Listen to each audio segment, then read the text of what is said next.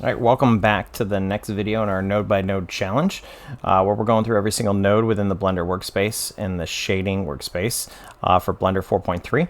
And we are going through the converter nodes now, and we are on the math node, and this is the second part of the math node. Make sure you watch the first part because we already went through this whole first column, and we're going to go through the second column and possibly some more on this video.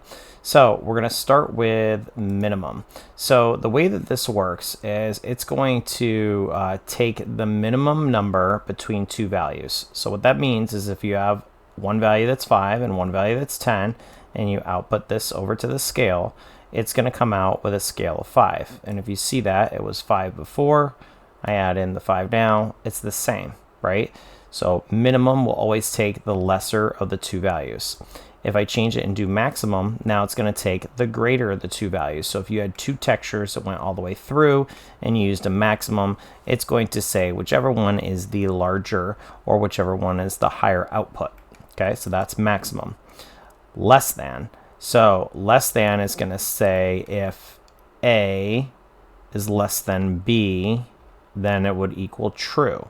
So if you had it to where you wanted to make it to where some sort of material would only show up if this was true, then what you would do is you basically plug in the material into this value. So let's take the threshold off here. Okay. And let's say you plug in a material into here and the value is 5. What would happen is that if it's less than the threshold, it would be true. So let's say the threshold was 10. Okay, what it's going to say is that if 5 is less than 10, this would be true and it would happen. So if you had a material instead of a value that was less than the threshold, it would be true. So I used this, for example, when I was building a brick wall and I wanted to be able to have moss show up in certain areas, like in the crevices. Basically what we were able to do is have anything that was less than a certain number show moss. So we had the moss texture going into less than, and then if it was less than the threshold of what the flat surface was at the end of the bricks, we were able to output that over to the scale. And that was through one of the tutorials that I did. So I thought that was pretty cool. So that's the less than.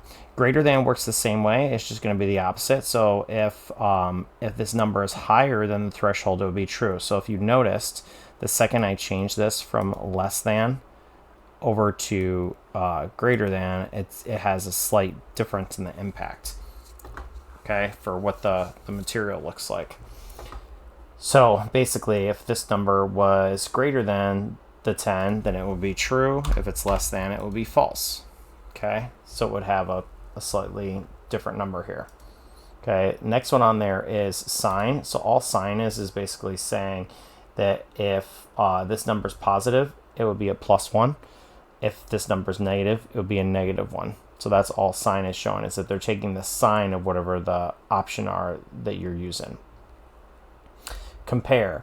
Compare is going to take two different numbers and see if they're within a certain value of each other. This epsilon is the what they call a float. So that's going to be the number that it's using to see if those two integers are within that distance of each other. So like if all of a sudden, let's say that we changed epsilon to 5.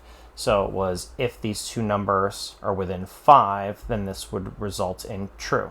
Okay, so this is going to give you the epsilon as like the difference between the numbers. Okay, smooth minimum is going to work very similar to how the minimum works, but basically what it's doing is it's saying that you take the two values, you have a distance between the two of them. Once these two get in between these distances, what it's going to do is it's going to start to smooth out the effect from one to the other.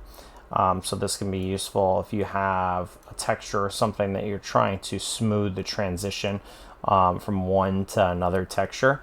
You can do this smooth minimum, and it basically is just going to allow you to gradually go from one to the next. Smooth maximum does the same thing. The only difference is that it's going to smooth towards the maximum number, towards the 15, as opposed to the lower number, which is the 10. So as we went through the minimums and stuff, so the minimums goes by the lower number. When you're doing the smoothing, it's just going to be a more gradual transition from one to the other. So, and that one, I haven't used these a whole lot, so I would definitely recommend learning a little about those if you can. But that's basically what they do.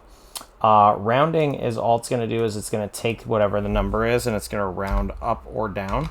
So let's say you had 15.6. This is actually going to round to 16. If you had 15.4, it would actually round to 15.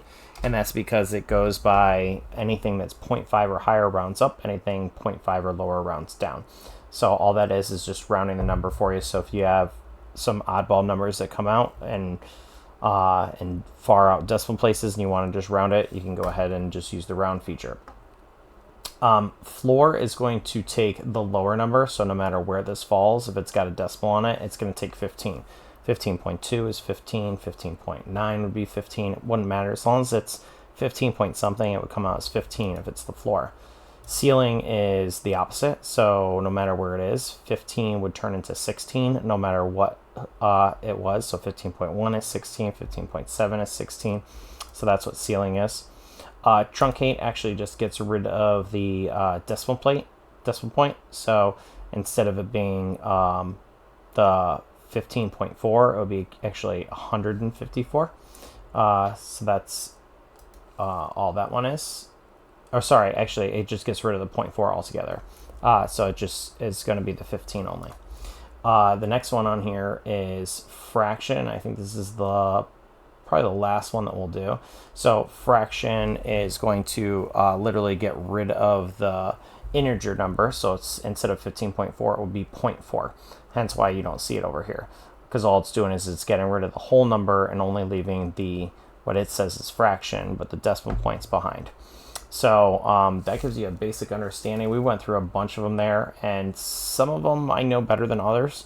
But the ones that I see used a lot, minimum, maximum, less than, greater than, are used all the time. Sometimes you'll get the smooth minimum maximums that get used, and sometimes you'll use like ceiling and floor. But for the most part, minimum, maximum, less than, greater than, those are used on a very regular basis. So those are definitely worth knowing. We'll come back and do some of these other. I'll probably have to do 2 more videos just because these ones are ones that I don't know as well. So I'll have to take a little bit longer to set those up for you. So hopefully you'd like this. Make sure you like, follow, share, and comment, and then stay tuned for my next videos.